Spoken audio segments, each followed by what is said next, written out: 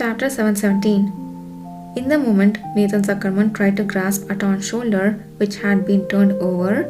Aton raised his head. A different expression flickered in his eyes than before. Zuckerman.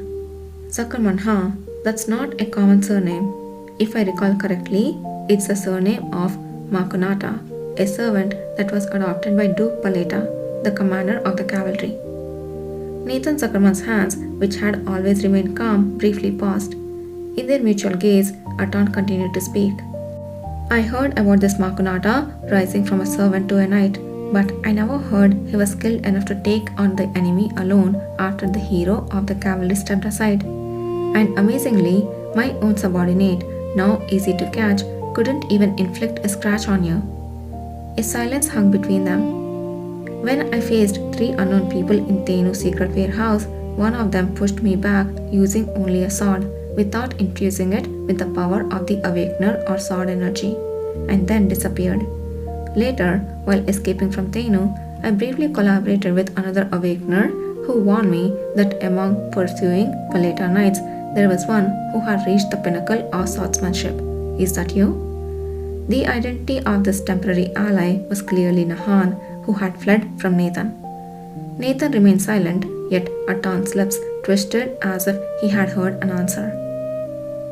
What a waste, Makunata, with such an incredible talent, not living as a child of the moon but wasting his life here. The children of the moon. You did recall Nathan Zuckerman once mentioning that the people of the southern countries referring to themselves in this way. It was the first time he actually heard it. So, Nathan finally retorted. What are you trying to say? Why aren't you seeking your kin who may still be living under the desert sand? Wouldn't Matnaka, if alive, have wished to return across the desert? So Aton wanted to ask Nathan Zuckerman why, as a fellow southerner, he was siding with the cavalry and Duke Paleta. Realizing that he was a precious swordmaster, yet hiding this fact, Aton might have thought of various conspiracy theories, even if he wasn't particularly clever. He might be thinking that Nathan Zuckerman is being exploited after being forced to hide his identity. It's a plausible thought. It's worth probing if it's true. The nature of Makunata was unclear, but Zuckerman's parents were southern warriors taken as prisoners, suggesting a connection.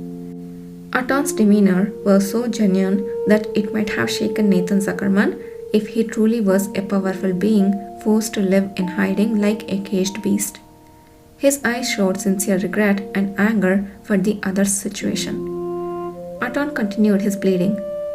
A river cannot flow from the bottom to the top.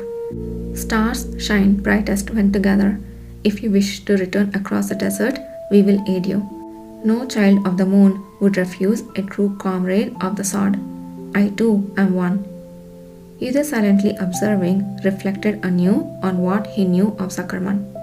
In his past life, Yudhe had realized Zuckerman's prowess when he accidentally encountered his aura during a fight. Back then, unaware of Kishir also being a swordmaster, Yudhe couldn't fathom why Zuckerman continued to serve as an adjutant, concealing his true identity. Honestly, I had no interest at all. Even dealing with Kishir alone was burdensome enough, let alone concerning himself with the affairs of Nathan Zuckerman, who served under Kishir. At best, he had only entertained the thought of one day defeating Zuckerman. But now, he knew both Kishir's true capabilities and the reasons for keeping them hidden. Considering Nathan Zuckerman's genuine loyalty, it seemed likely he didn't consider revealing himself important in a situation where his lord had to hide his entire existence and power for a greater cause.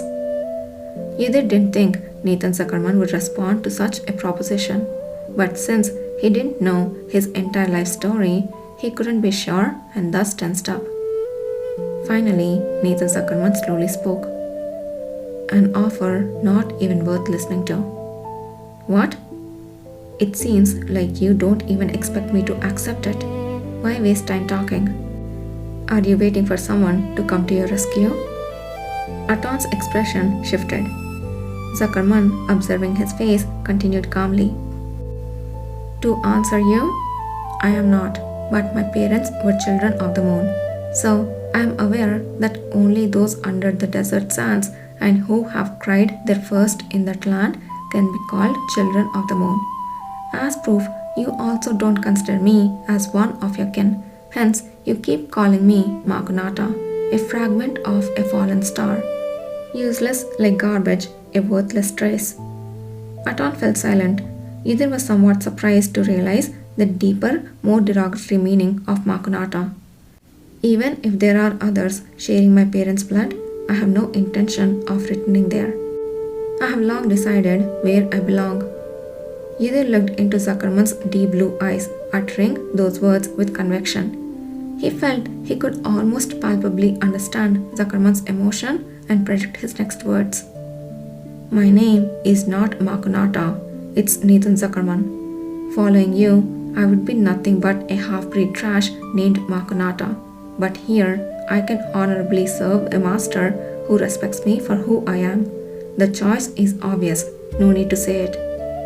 Zuckerman's gaze was calm and steady, free of any fear or hesitation, radiating the confidence of someone who had long decided his path. Aton's expression twisted in realization. Seems you're thoroughly brainwashed, unfortunately. ... I made the offer because it's a waste of talent, but if that's your decision, so be it. Understood? Sir Zuckerman, Yiddir called out in a low voice, sensing something suspicious in Aton's overly composed demeanor. Let's end this.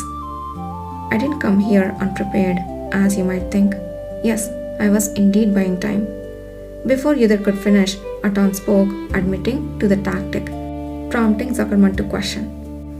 Even if more of your rescue party comes, they won't be able to save you. True, I now fully acknowledge that you are skilled enough to have such confidence. What is he planning? The surroundings were eerily quiet for a rescue party to be expected. No signs from them were detected. In such a situation where he was caught and overpowered, what could he possibly be thinking?